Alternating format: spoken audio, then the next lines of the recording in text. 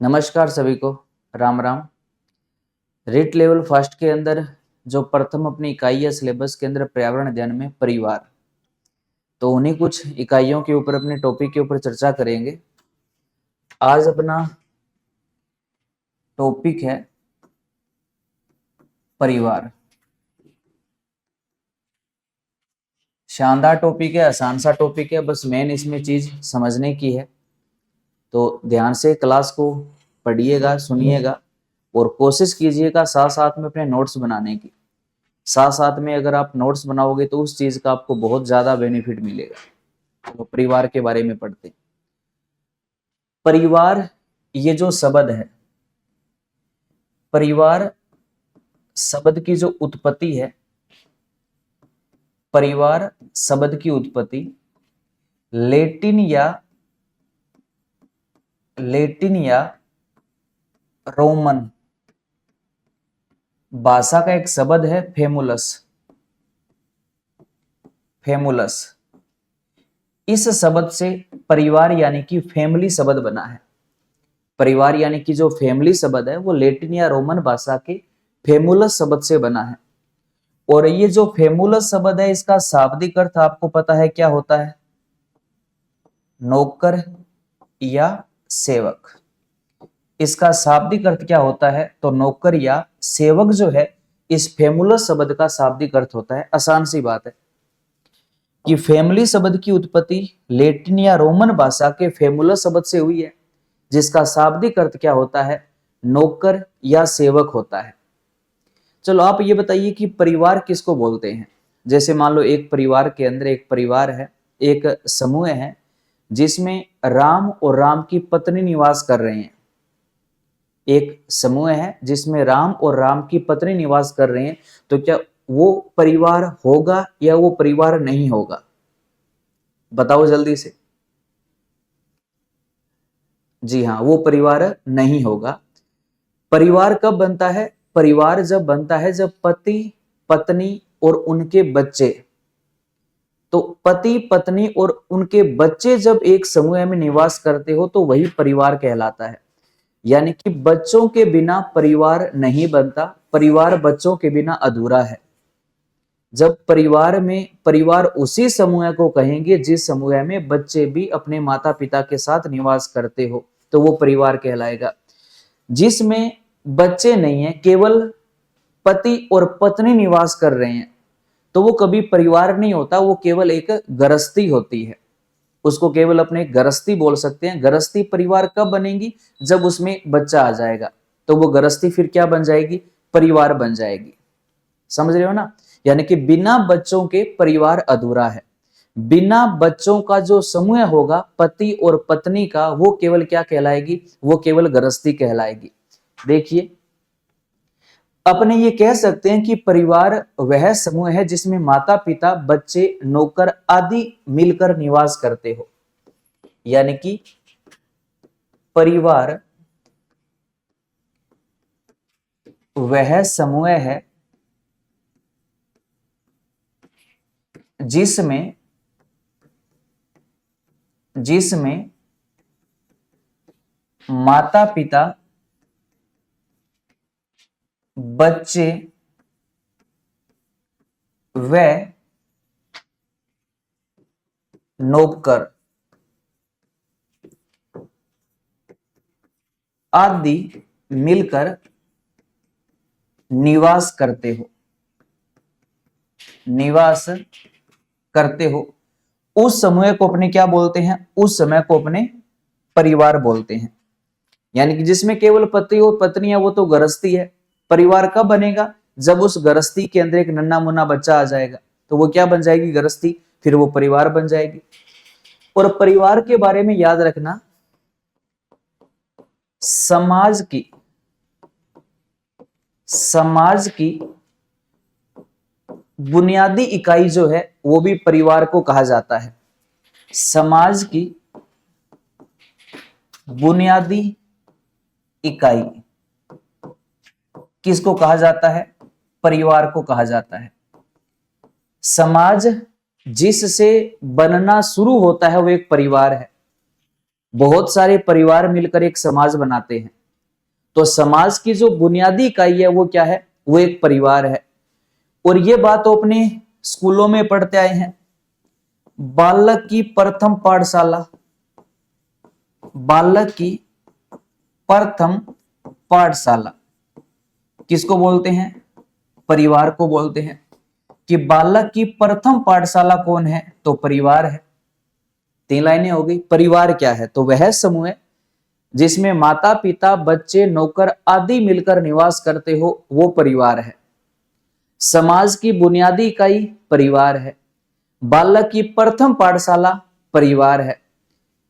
परिवार जो है वो जीवन की सबसे बड़ी या लघुतम इकाई मानी जाती है। यानी कि अगर आप अपने से पूछा जाए कि जीवन की लघुतम या सबसे बड़ी इकाई क्या है, तो जीवन की सबसे बड़ी, सबसे लघुतम और सबसे महत्वपूर्ण, यहां पर अपने एक शब्द और भी कर सकते हैं, जीवन की सबसे महत्वपूर्ण इकाई क्या है? परिवार है। समाज की बुनियादी इकाई परिवार है। बालक की प्रथम पाठशाला परिवार है। और जीवन की सबसे महत्वपूर्ण और सबसे बड़ी इकाई क्या है? तो वो क्या है? परिवार है। समझ में आ गया? अब देखो, वह समूह है, वह समूह है जिसमें पत्नी व पति निवास करते हो, क्या कहलाएगी? वो केवल क्या कहलाएगी? गृहस्थी कहलाएगी। उसको अपने परिवार नहीं कह सकते। परिवार कब बनेगा? जब उस गृहस्थी में नन्हे मुन्ने बच्चे आ जाएंगे तो वो क्या बन जाएगा? परिवार बन जाएगा। तो अपने यहां पर एक बात कह सकते हैं जो बड़ी महत्वपूर्ण अपने लिए, क्या कह सकते हैं कि प्रत्येक परिवार गृहस्थी होता है। प्रत्येक परिवार गृहस्थी होता है। क्यों? परिवार किससे बनेगा? पति पत्नी और उनके बच्चों से। और गृहस्थी क्या है? पति और पत्नी। तो परिवार में पति पत्नी और बच्चे हैं तो मतलब पति और पत्नी है, तो मतलब वो एक गृहस्थी है। प्रत्येक परिवार एक गृहस्थी है। लेकिन प्रत्येक गृहस्थी परिवार नहीं है। समझ गए? यानी कि जो परिवार का समूह होगा वो एक गृहस्थी का भी रूप होगा, क्योंकि उसमें पति और पत्नी है। लेकिन एक गृहस्थी का जो समूह होगा वो समूह परिवार नहीं होगा, क्योंकि वो केवल गृहस्थी है। उसमें केवल माता और पिता है, पति और पत्नी है। माता पिता नहीं, सॉरी, पति और पत्नी है। परिवार कब बनेगा? जब उसमें बच्चा आ जाएगा। तो ये परिवार के बारे में बड़ी आसान आसान से और बड़ी प्यारी प्यारी 4-5 बातें हैं। परिवार क्या है?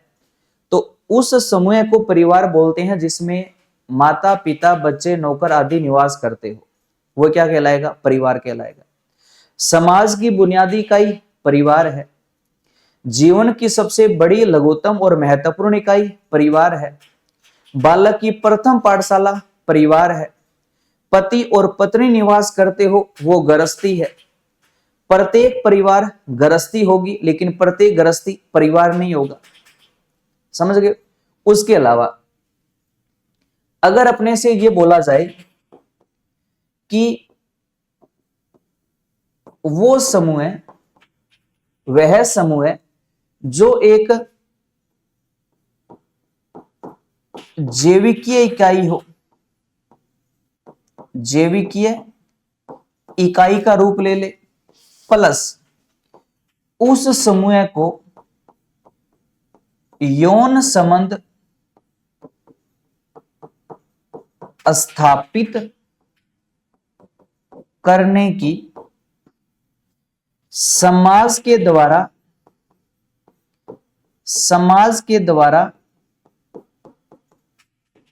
स्वीकृति प्रदान हो जाए तो वह समूह क्या कहलाएगा? परिवार कहलाएगा। यानी कि परिवार की एक विशेषता और बन गई कि परिवार जो है ना वो समाज की एक जैविकीय इकाई है, और परिवार बनने के बाद परिवार के अंदर पति और पत्नी को यौन संबंध स्थापित करने की समाज के द्वारा मंजूरी प्राप्त हो जाती है, क्योंकि वो एक जैविकीय इकाई बन जाती है। अब देखो परिवार के बारे में ना कुछ विद्वानों ने अपने अलग अलग परिभाषाएं दी है, अलग अलग मत दी है, तो उसमें से कुछ परिभाषाएं मैं आपको बता रहा हूं, उनको याद रखना। जैसे एक बड़े फेमस मनोवैज्ञानिक का नाम आता है क्लेयर का, मनोवैज्ञानिक का नाम है क्लेयर। क्लेयर ने परिवार के बारे में अपना क्या मत दिया था? तो क्लेयर ने यह क्लियर कर दिया था कि माता पिता व बच्चों के बीच पाए जाने वाले संबंधों की व्यवस्था परिवार कहलाती है। माता पिता और बच्चों के बीच जो पाए जाने वाले संबंध है, उन संबंधों की व्यवस्था क्या कहलाती है? परिवार कहलाती है। ये किसने क्लियर किया था? ये क्लेयर ने क्लियर किया था।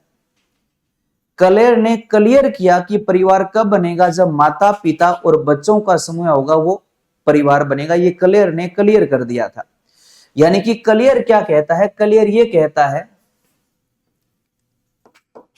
कि माता पिता व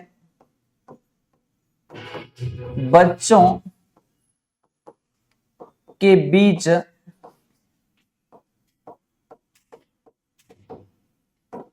संबंधों की व्यवस्था, संबंधों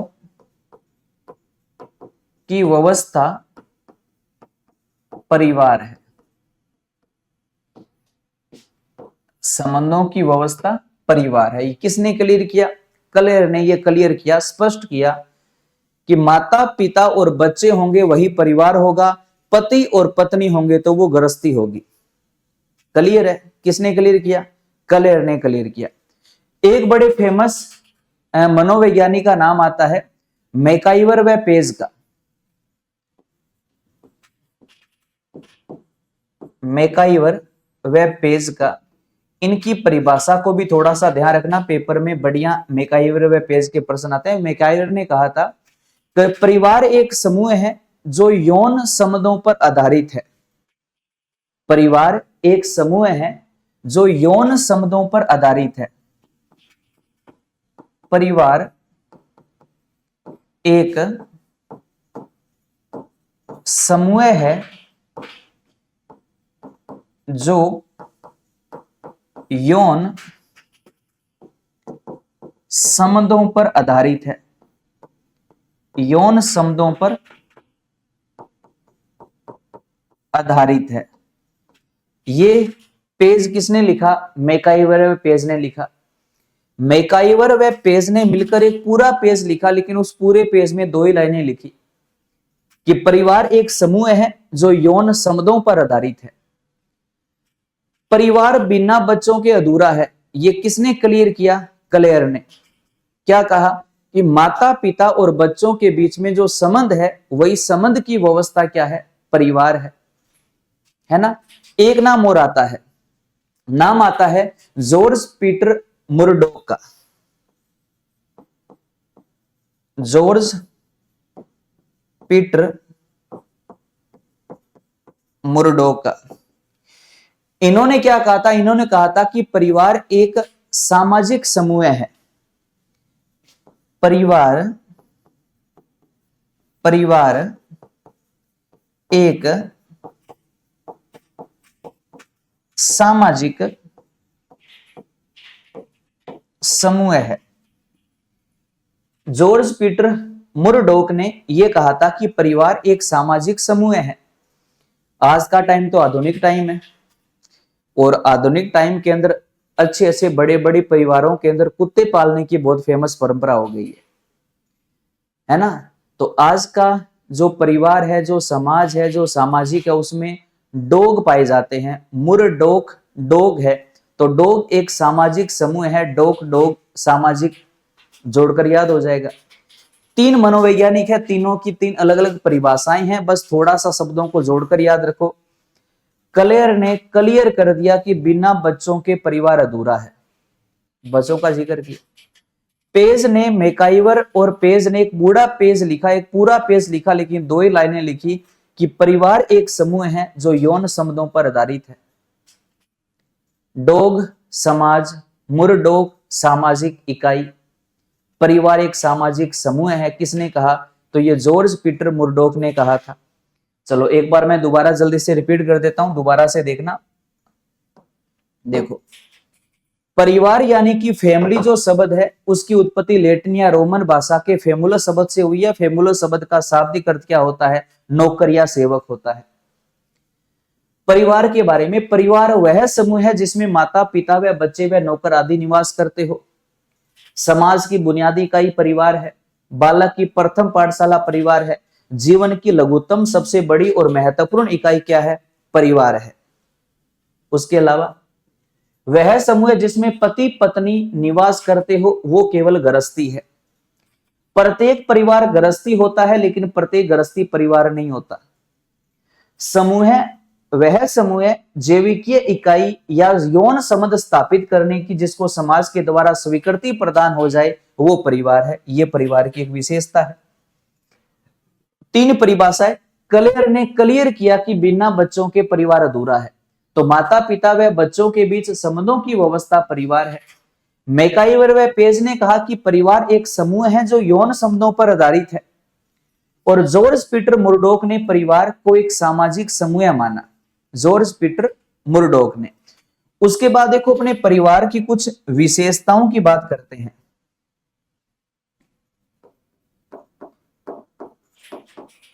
परिवार की प्रमुख विशेषताएं, परिवार की प्रमुख विशेषताएं कि परिवार की क्या क्या विशेषताएं हैं देखिएगा। सामाजिक संरचना में केंद्रीय स्थिति, परिवार की बड़ी खूबसूरत एक विशेषता है। सामाजिक संरचना में परिवार की एक केंद्रीय स्थिति होती है।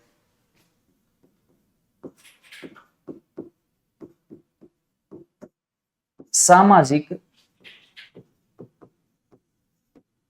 संरचना में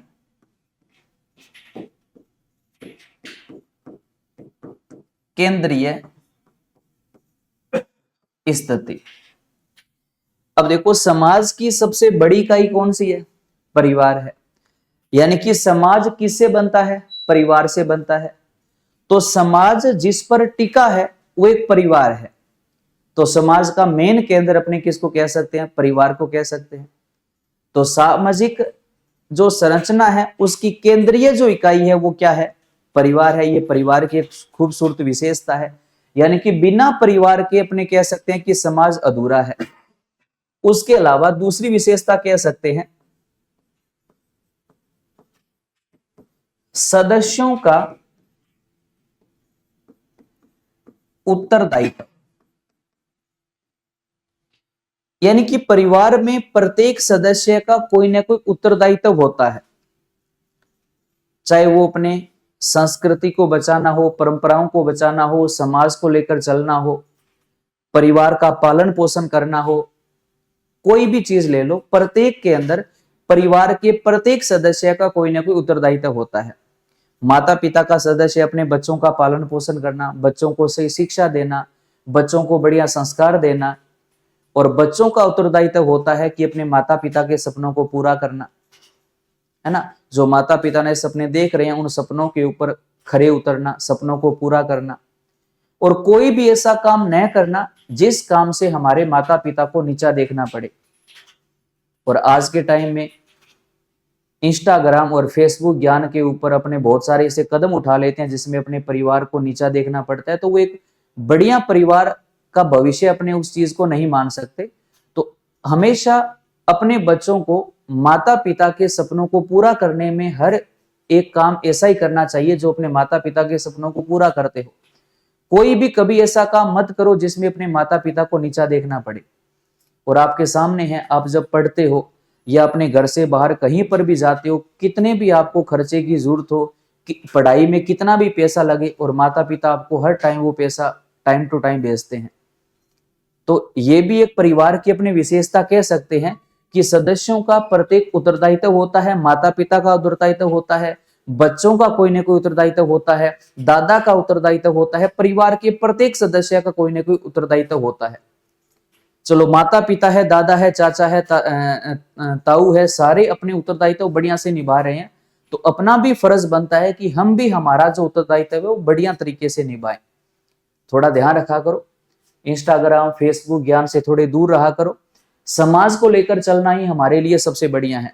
और आने वाले टाइम में हकीकत यही है, काम अगर आएगा तो अपना समाज ही काम आएगा, अपना परिवार ही काम आएगा, कोई दूसरा अपने काम नहीं आएगा। तो सदस्यों का उत्तरदायित्व होता है। तीसरी विशेषता, भावनात्मक आधार। भावनात्मक का मतलब है कि परिवार का प्रत्येक सदस्य मन से आपस में जुड़ा होता है। किसी को किसी से किसी प्रकार का कोई भी ऐसे कह सकते हैं कि कोई मतलब नहीं होता कि कोई मतलब के लिए काम करे। सब मन से जुड़े रहते हैं, भावनात्मक आपस में जुड़े रहते हैं, कोई किसी से किसी को लालच नहीं होता। मम्मी जब घर के अंदर शाम को या सुबह का खाना बनाती है तो मम्मी को हमसे कोई लालच नहीं होता। पिता रात दिन मेहनत करता है तो पिता को कोई बहुत बड़ा लालच नहीं होता। बस हाँ, पिता को एक लालच होता है कि मेरे बेटा या मेरी बेटी है उसको कोई दिक्कत ना आए, मैं उसके सभी सपनों को पूरा कर सकूं, बस ये एक लालच होता है। यानी कि परिवार के प्रत्येक सदस्य बिना कोई लालच मन से आपस में जुड़े रहते हैं, आपस में बंधे रहते हैं, सुख दुख में हमेशा काम आते हैं। परिवार की बड़ी खूबसूरत एक विशेषता है कि परिवार के सभी सदस्यों का भावनात्मक जो है वो आपस में जुड़ाव होता है, लगाव होता है, आपस में उनका आधार होता है। परिवार एक अस्थाई और अस्थाई इकाई है। परिवार एक अस्थाई इकाई भी कह सकते हैं, वह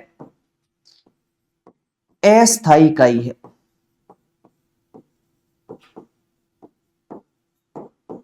परिवार एक अस्थाई इकाई भी है और परिवार एक अस्थाई इकाई भी है। परिवार हमेशा एक परिवार होता है और परिवार कई बार टूट भी जाता है, अस्थाई भी है और अस्थाई भी है। और इसको अस्थाई इकाने का जो ये काम है, ये काम आज वाली पीढ़ी नहीं मेरे हिसाब से काफी हद तक किया है। तो परिवार को हमेशा एक स्थायी इकाई बनाने की कोशिश किया करो, कभी अस्थायी इकाई के अंदर शामिल होने का कभी कोशिश मत किया करो। परिवार हमेशा अस्थायी इकाई में बना रहे, वही परिवार हमेशा आगे प्रगति करता है, तरक्की करता है। उसके अलावा सामाजिक नियंत्रण, सामाजिक नियंत्रण, समाज को कौन बनाता है? परिवार। तो परिवार के ऊपर जो नियंत्रण रहता है वो भी किसका रहता है? समाज का रहता है।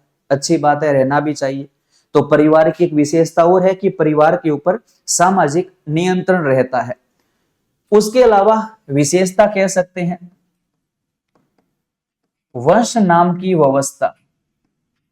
वंश नाम की व्यवस्था परिवार में होती है, आगे से आगे वंश चलता है, तो वंश नाम की एक व्यवस्था भी परिवार के अंदर है। उसके अलावा अपने कह सकते हैं विवाह व यौन संबंध की मान्यता।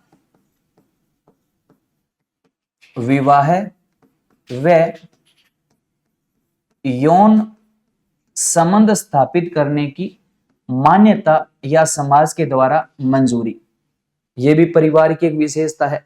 प्रजनन भी कह सकते हो परिवार की विशेषता है, या एक अपनी विशेषता कह सकते हैं आर्थिक बंधन। आर्थिक बंधन, तो ये परिवार की कुछ विशेषताएं हैं। और देखो ये सारी वो बातें हैं जिनको हम परिवार में रहकर सब चीजों को अपने महसूस करते हैं, चाहे वो सामाजिक संरचना में केंद्रीय स्थिति हो, सदस्यों का उत्तरदायित्व हो, भावनात्मक आधार हो, परिवार एक स्थायी व अस्थायी इकाई है, टूटते परिवार भी देखते हैं, सामाजिक नियंत्रण हो, वंश नाम की व्यवस्था हो, विवाह है या आर्थिक बंधन है, ये सारे क्या है? परिवार की विशेषताएं हैं। इसके अलावा देखो अपने बात करें कि परिवार के कितने प्रकार होते हैं। परिवार के प्रकार, परिवार के प्रकार। अब देखो, कभी भी अपने परिवार को कोई फिक्स संख्या या फिक्स डिजिट में इनका वर्गीकरण नहीं कर सकते कि परिवार 2 प्रकार के हैं, परिवार 5 प्रकार के हैं, परिवार 10 प्रकार के हैं, कुछ भी नहीं कहा सकता। परिवार के जो प्रकार है वो अनगिनत होते हैं, कोई फिक्स इसका आंकड़ा नहीं है, लेकिन फिर भी अलग अलग आधार पर अलग अलग प्रकारों की बात की गई है। हमारे सिलेबस में जो लिखा हुआ है वो एक एकल परिवार और संयुक्त परिवार, ये 2 प्रकार हमारे लिखे हुए हैं। तो हमें तो परिवार के ये 2 रूप ही पढ़ने हैं, लेकिन परिवार कितने प्रकार के होते हैं, तो परिवार अनगिनत होते हैं, परिवार की कोई फिक्स संख्या नहीं होती। हाँ, अगर अपनी बात करें संख्या के आधार पर, संख्या के आधार पर, कि संख्या के आधार पर परिवार को कितने भागों में बांटा जा सकता है, तो संख्या के आधार पर परिवार को 3 भागों में बांटा जा सकता है। संख्या के आधार पर परिवार कितने प्रकार के हैं? 3 प्रकार के हैं। कौन कौन से? एकल परिवार, एकल परिवार, संयुक्त परिवार और विस्तृत परिवार। यह संख्या के आधार पर अपने परिवार को 3 भागों में बांट सकते हैं। एकल परिवार है, संयुक्त परिवार है और विस्तृत परिवार है। यह संख्या के आधार पर है। हमारे सिलेबस में ये 2 वर्ग है, एकल परिवार और संयुक्त परिवार। अपन को इन दोनों के बारे में पढ़ना है, एकल और संयुक्त परिवार के बारे में अपने को पढ़ना है, क्योंकि हमारे सिलेबस में ये 2 ही परिवार है। और ये 2 वर्ग किस आधार पर है, तो याद रखना संख्या के आधार पर है, एकल परिवार और संयुक्त परिवार।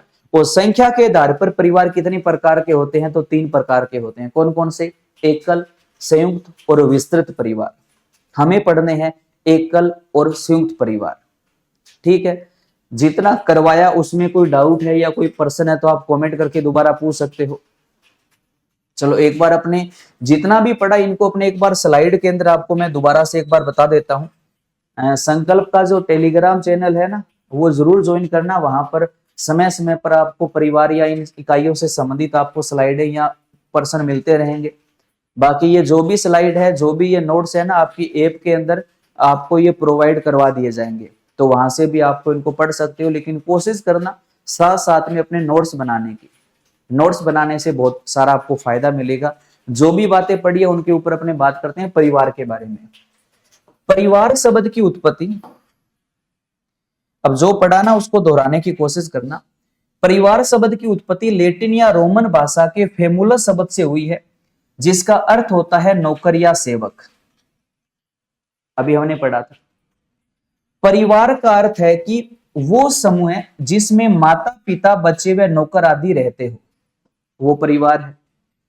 भारत देश में परिवार को समाज की बुनियादी इकाई माना गया है। समाज की बुनियादी इकाई क्या है? परिवार है। परिवार को बालक की प्रथम पाठशाला कहा जाता है। वह परिवार जीवन की सबसे बड़ी और लघुतम इकाई और महत्वपूर्ण इकाई मानी जाती है। परिवार समाज की बुनियादी इकाई है, बालक की प्रथम पाठशाला है, जीवन की सबसे बड़ी और सबसे महत्वपूर्ण इकाई कौन है? परिवार है। अगर परिवार में माता पिता बच्चों में से कोई एक नहीं हो तो उसे क्या कहते हैं? गृहस्थी बोलते हैं। खासकर अगर उसमें बच्चे ना हो तो वो क्या है? गृहस्थी है, उसे परिवार नहीं कहा जा सकता। प्रत्येक परिवार गृहस्थी होता है, परंतु सभी गृहस्थी परिवार नहीं होते। पति पत्नी है तो गृहस्थी है, माता पिता और बच्चे हैं तो परिवार है। तो प्रत्येक परिवार में गृहस्थी होती है, लेकिन प्रत्येक गृहस्थी परिवार नहीं होता। स्त्री पुरुष को यौन संबंधों की व्यवस्थापना व संतान पैदा करने के लिए समाज की स्वीकृति प्राप्त हो जाती है। वह एक जैविकीय इकाई के रूप में परिवार बन जाता है। परिवार की एक खूबी है, विशेषता है।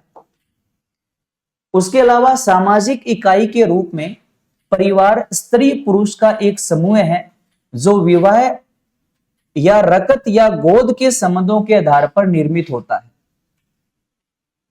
यानी कि गोद लिया हुआ जो बच्चा है ना, वो भी एक परिवार का हिस्सा माना जाता है।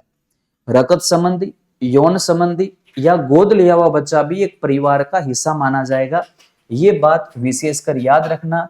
इस प्रकार के प्रश्न पेपर में सबसे ज्यादा आते हैं कि गोद लिया हुआ बच्चा परिवार का हिस्सा होगा या नहीं होगा, तो वो परिवार का हिस्सा माना जाएगा। अर्थात परिवार एक ऐसा समूह है जिसमें दत्तक व्यक्तियों सहित कुछ वैवाहिक व रकत संबंधी सम्मिलित होते हैं तथा जिसे सामाजिक इकाई के रूप में मान्यता प्राप्त होती है, वो क्या कहलाता है?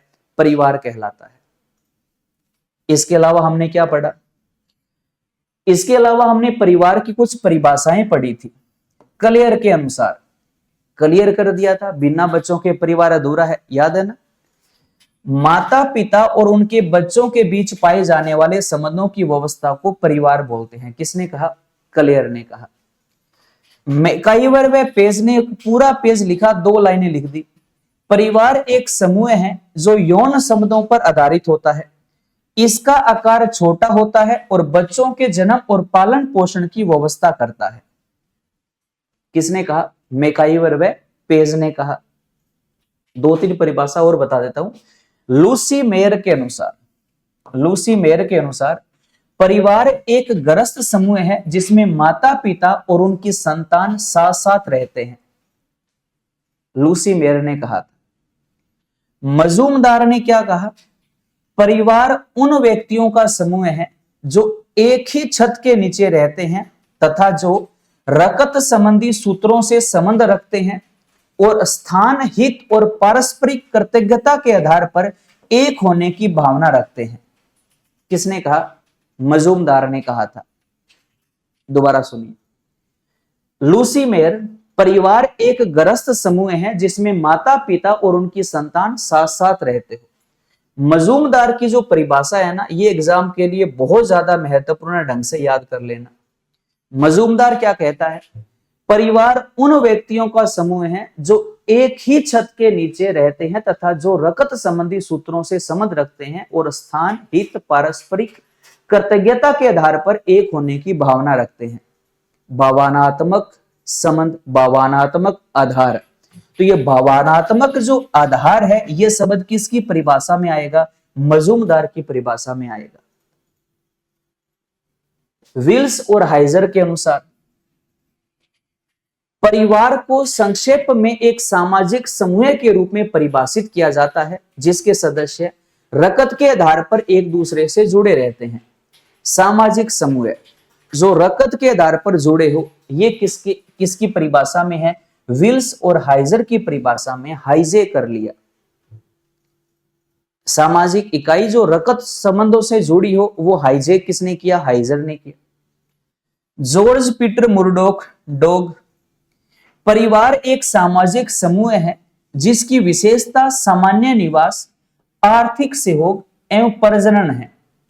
इसमें वयस्क पुरुष और स्त्री, जिनमें से कम 2 के मध्य समाज द्वारा वैध यौन संबंध होते हैं और एक या अधिक बच्चे, समय या दत्तक बच्चे सम्मिलित होते हैं। दत्तक यानी कि गोद लिए हुए बच्चे। दत्तक यानी कि गोद लिए हुए बच्चे सम्मिलित होते हैं। ये किसने कहा था? जॉर्ज पीटर मुरडॉक ने कहा था। मुरडॉक की परिभाषा के अंदर ये लाइनें जरूर याद रखिएगा। इसके अलावा हमने क्या पढ़ा? इसके अलावा हमने परिवार की कुछ विशेषताएं पढ़ी थी, याद है? दोबारा से याद करने की कोशिश करना। सामाजिक संरचना में केंद्रीय स्थिति, प्रत्येक सदस्यों का कोई न कोई उत्तरदायित्व होगा। भावनात्मक आधार होगा। परिवार एक अस्थायी और अस्थायी संस्था है। परिवार सार्वभौमिकता है, यानी कि प्रत्येक कोने पर, प्रत्येक जगह, प्रत्येक स्थान, समाज के किसी भी कोने में चले जाओ, वहां पर आपको परिवार मिलेगा। यानी कि परिवार क्या है? सार्वभौमिक है। समाज सभी जगह है, तो समाज किसे बना? परिवार से बना, सार्वभौमिक है। सीमित आकार होता है, रचनात्मक प्रभाव है, सामाजिक नियंत्रण है, वंश नाम की एक व्यवस्था है, और क्या विशेषता थी? विवाह व यौन संबंध, प्रजनन और आर्थिक बंधन, ये सारी परिवार की विशेषताएं हैं। विशेषताएं क्या है? विशेषता वो है जो हम आए दिन 24 घंटे सुबह से शाम, शाम से सुबह महसूस करते रहते हैं, प्रत्येक चीज को अपनी आंखों से देखते रहते हैं, वो परिवार की विशेषता। क्योंकि अपने सब जने परिवार का एक हिस्सा है और हमारा परिवार जो है वो एक अस्थाई संस्था है, इसको कभी अस्थाई संस्था मत बनने देना। तो ये परिवार की क्या है? विशेषता है। उसके बाद हमने परिवार का वर्गीकरण किया। अब देखो यहां पर है ना, परिवार की उत्पत्ति के कुछ सिद्धांत आते हैं और ये हमारे एग्जाम के लिए महत्वपूर्ण सिद्धांतों को जरूर याद रखना। ज्यादा नहीं है, 4 या 5 सिद्धांत है। इनके जो प्रतिपादक है उनके नाम थोड़े से ढंग से याद कर लेना कि कौन से सिद्धांत का कौन प्रतिपादक है। सुनिएगा, जैसे परंपरागत या शास्त्रीय सिद्धांत सबसे पुराना सिद्धांत है। परंपरागत या शास्त्रीय सिद्धांत, जो परंपरागत है और उसे शास्त्रीय सिद्धांत भी कहते हैं। इनके प्रतिपादक कौन है? प्लेटो, अरस्तु, हेनरी मैन। ज्यादातर ये प्लेटो व अरस्तु का नाम याद रखना। सबसे पुराने मनोवैज्ञानिक है प्लेटो व अरस्तु। खूब नाम आता है, खूब नाम अपने साइको मनोविज्ञान में पढ़ते भी है। तो जो सबसे पुराना परंपरागत जो सिद्धांत है, शास्त्रीय जो सिद्धांत है, उनके प्रतिपादक कौन है? अरस्तु और प्लेटो है। इनके अनुसार सृष्टि के आरंभ में ग्रीक, रोमन, यहूदी इत्यादि सभी समाजों में पितृस्थानीय परिवार था। कौन सा परिवार था? पितृस्थानीय परिवार था। किसका सिद्धांत है? अरस्तु व प्लेटो का है। सिद्धांत का नाम क्या है? शास्त्रीय सिद्धांत। क्या व्यवस्था थी? पितृस्थानीय परिवार थे। यौन साम्यवाद का सिद्धांत, यौन साम्यवाद का सिद्धांत का जो प्रतिपादक वो कौन है? मॉर्गन, फ्रेजर और विफ्राल्ट है। मॉर्गन का नाम जरूर याद रखना, ज्यादातर मॉर्गन का नाम खूब आता है। यौन साम्यवाद का सिद्धांत प्रतिपादक कौन है? मॉर्गन है। यौन साम्यवाद का सिद्धांत प्रतिपादक कौन है? मॉर्गन है। क्या कहता है? प्रारंभ में आदि मानव पशुपत था, पशु की तरह थे, इंसान तो अब बने हैं। कोई भी पुरुष किसी भी स्त्री से यौनाचार कर लेता था।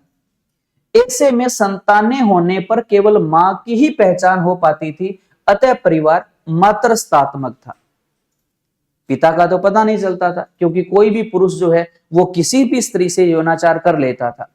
किस सिद्धांत में कहा गया? यौन साम्यवाद सिद्धांत में कहा गया, जिसका प्रतिपादक कौन है? मॉर्गन है। मॉर्गन, फ्रेजर और विफ्राल्ट, मेन मॉर्गन है। कौन सा सिद्धांत है? यौन साम्यवाद का सिद्धांत है। शास्त्रीय सिद्धांत में अरस्तु व प्लेटो है। यौन साम्यवाद सिद्धांत का जो मेन प्रतिपादक है वो कौन है? मॉर्गन है। उसके अलावा मातृस्थात्मक सिद्धांत, विफ्राल्ट, जो अभी पहले अपने पढ़ा था, यौन साम्यवाद का सिद्धांत विफ्राल्ट था और वो भी मातृस्थात्मक था, उसी ने उसको नाम दे दिया मातृस्थात्मक सिद्धांत। जबकि शास्त्रीय सिद्धांत जो अरस्तु और प्लेटो का है वो पितृस्थात्मक था। एक विवाह का सिद्धांत प्रतिपादक कौन है? वेस्टरमार्क है। एक विवाह का सिद्धांत वेस्टरमार्क। परमानेंट मार्कर, एक विवाह एक पत्नी, परमानेंट मार्कर वेस्टरमार्क है। क्या कहता है? पुरुष स्वभाव से ही ईर्ष्यालु है, अंत है अन्य वस्तुओं की भांति वह स्त्री पर भी अपना एकाधिकार चाहता है, अतः एक विवाह प्रचलित हो गया। समझ में आ गया? तो ये एक विवाह का सिद्धांत है। इसका प्रतिपादक कौन है? वेस्टरमार्क है। बस प्रतिपादक का जो नाम है वो ढंग से याद रखना, कौन है? वेस्टरमार्क है। एक विवाह सिद्धांत का। शास्त्रीय सिद्धांत का अरस्तु व प्लेटो है। यौन साम्यवाद सिद्धांत के अंदर मॉर्गन है, उसी को मातृस्थात्मक बोलते हैं, उसके अंदर कौन है? विफ्राल्ट है। और एक विवाह सिद्धांत का प्रतिपादक कौन है? वेस्टरमार्क है। कौन है? वेस्टरमार्क है। उसके अलावा उद्विकासीय सिद्धांत, उद्विकासीय सिद्धांत के प्रतिपादक मॉर्गन, बेफ्राल्टर, मैक्लेनन, टायलर और लुकोक है। कोई ज्यादा मेन नहीं है।